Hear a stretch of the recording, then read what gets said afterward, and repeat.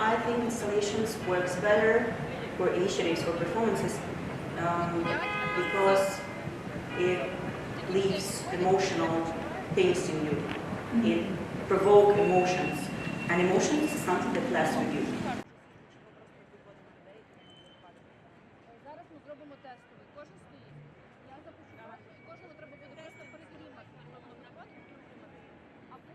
I came from Ukraine, Kiev. I used to be a career model there, plus size model. I was one of the first plus size models in Ukraine. That was my passion, that was my career. I lived really good life.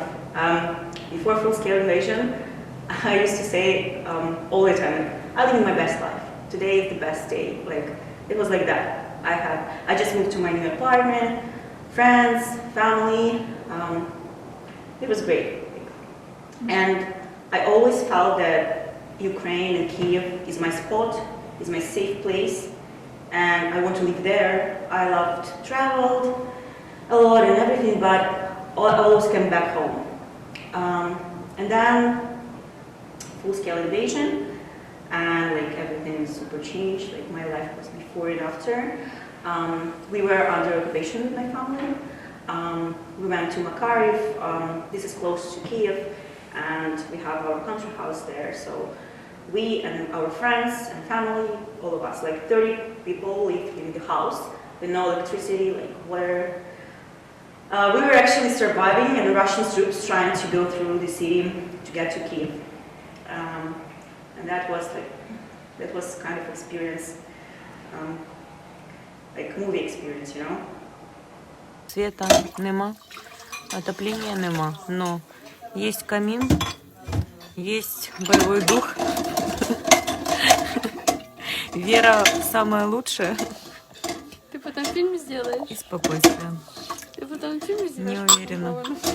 Это для нас будущих. Для наших детей. Yeah.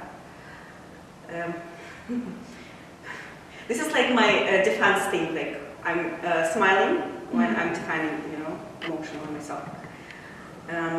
Yeah, but we went through this. It's okay. And then we go back to Kiev. I lived for a while there, and then I came here to be like more useful and help Ukraine more. I feel here more useful. Tonight at 10, we're live in Ukraine, a country at war after a huge Russian military offensive by land, sea, and air. This time last year, many doubted U.S. intelligence warnings that Russia planned to invade Ukraine. Nearly 1 year later, tens of thousands of Ukrainian lives have been lost and communities across the country have been destroyed. It's 1,000 days since Russia began its full-scale invasion of Ukraine, triggering Europe's deadliest conflict since World War II. And President Zelensky says his country will never submit. The United Nations Security Council marked the 1,000th day of the war in Ukraine. For the West, a conflict of unilateral aggression. Ukraine's population has dropped by a quarter since the invasion began. We have never been closer to World War III. So my reaction to US elections was, I was in a total loss, actually. And me and some friends, activists, we were on Times Square that day. We were watching. And I don't know, this is like, we were in a loss, like we had no idea like what's going to be next. And we understood that we need to be like, you know, we need to be supportive and we need to tell something to Ukrainians because it was live. And we were like, yeah, it's going to be fine, we're going to go through this, like, it's okay, Trump or not Trump, we're going to do our thing and it's going to be fine. So we're trying to be supportive. But inside of me and inside of my friends, we're like, oh my God, we're in a total loss. Like, what's going to be next? Like, he's going to end, Trump going to do something, or he's not going to do something. We're going to go to negotiations. We don't want to have negotiations. So it was hard, actually, a hard evening and night. I hope that justice will prevail and Ukraine will win. 3, 2, 1, поїхали!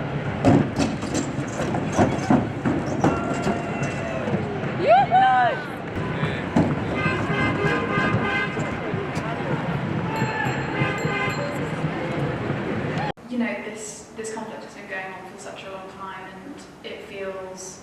It's not a conflict. It's war. Yeah. I know that people used to say and keep saying like conflict. Or the other day, a guy in Subway, he said, "Oh, how is the situation in Ukraine right now? Like situation." Yeah. I mean, no, it's not a situation. It's not a conflict. Actually, it's a genocide.